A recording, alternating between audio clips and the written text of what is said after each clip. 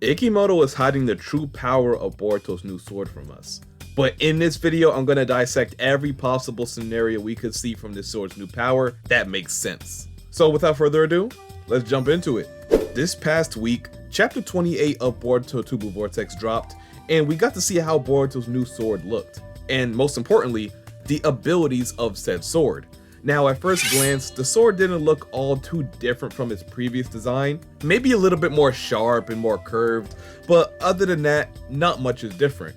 And that's because most of the changes that Sumire made with the sword was built into the sword, keeping the outward design but changing the internal properties. So in other words, turning the blade into a scientific ninja tool.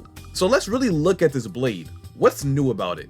So first, she refined the shape of the blade to maximize its strength and cutting power. Then she added an automatic Hashirama into the sword, which basically coats the blade of the sword in chakra so it doesn't get chipped. Keep this in mind for later, because we can use this to actually see what this new material that was fused into the sword really is. The last thing she did to the sword was make it so nobody could even hold the blade other than him, Sasuke, and Sumire.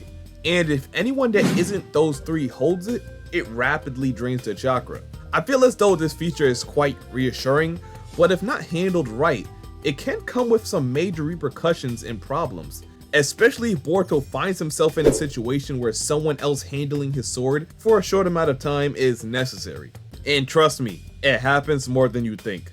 But redirecting back on topic, I feel like all that can be shoved to the side once we learn what special material was compounded into Boruto's sword. Now when Sumire first said this, immediately they went to the next scene, basically leaving us with blue balls.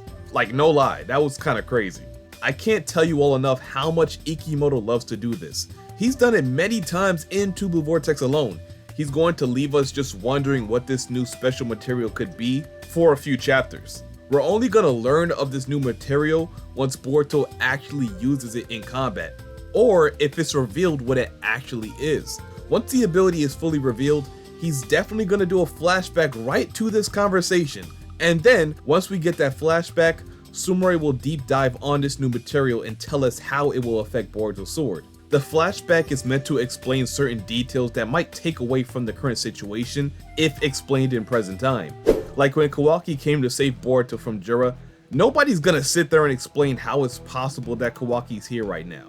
Nor is it smart because the situation doesn't call for that. Right now, their main objective and focus should be fighting Jiraiya.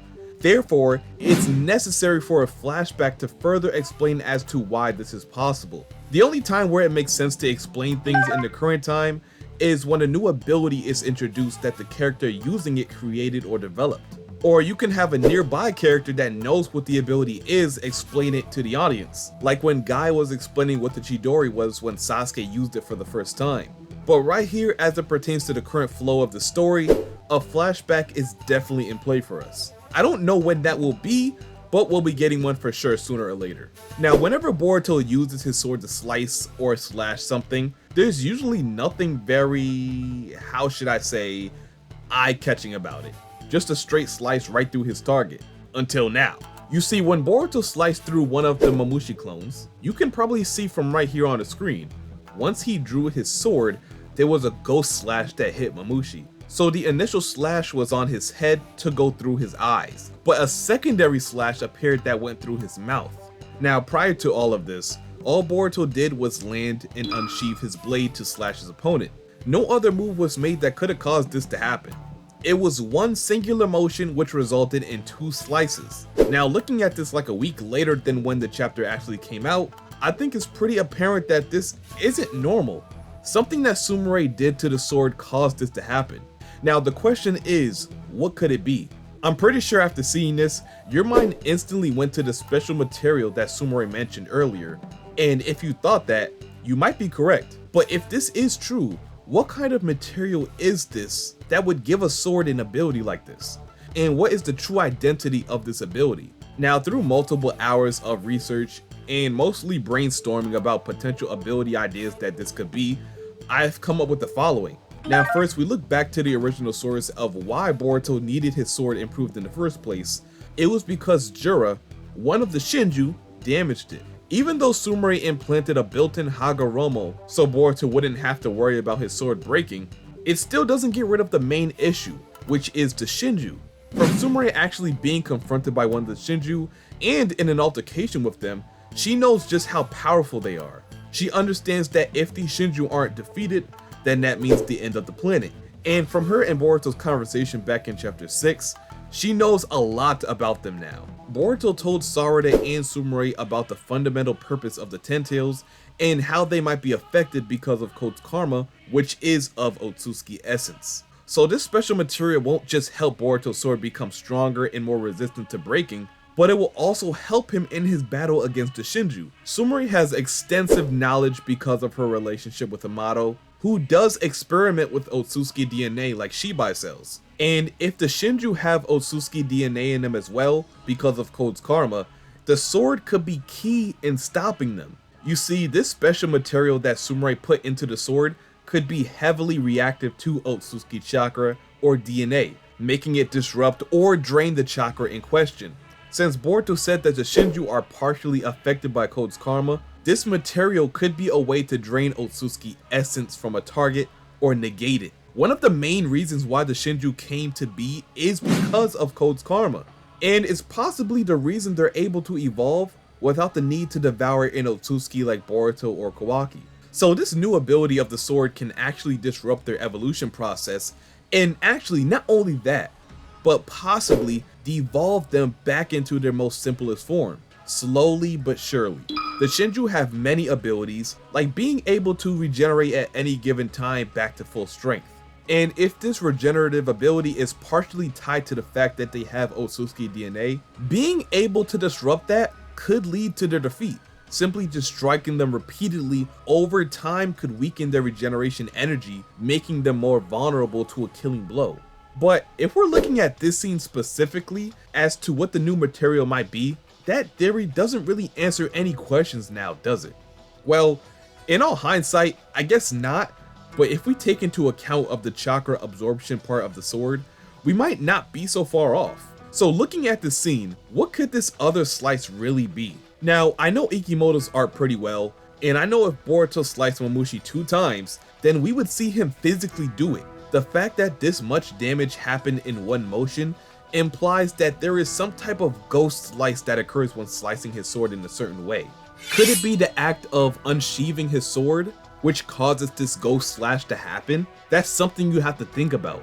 So look at it this way, if Boruto's sword continuously absorbs his chakra to keep Hagoromo going, then this extra slice that we see here could very well just be chakra. And this chakra could appear to be described as a quote-unquote ghost slash or dimensional slice. But the true nature of this is just a chakra after image strike.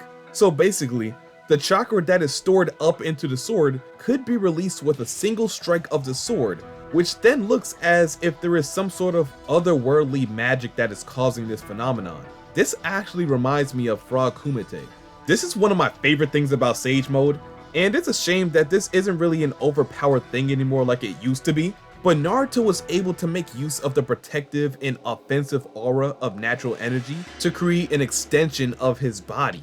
And again, some properties of Sage Mode could be present in this sword. Because of the sword's properties to be able to absorb chakra, it could very well act as an extension of the sword itself, creating a second slice.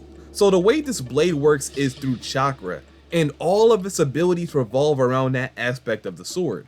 Now, not only does Sumire have an extensive history with the Otsutsuki and Shibai cells because of Amato, she also has connections with Nue, a yokai created with the use of Hashirama cells. It was originally a part of a project to create a powerful weapon, as stated in the anime. A lot of fans, including myself, have speculated that Nue's introduction to the manga could be coming very soon, and you guys are getting a Nue video very soon, so hold tight on that.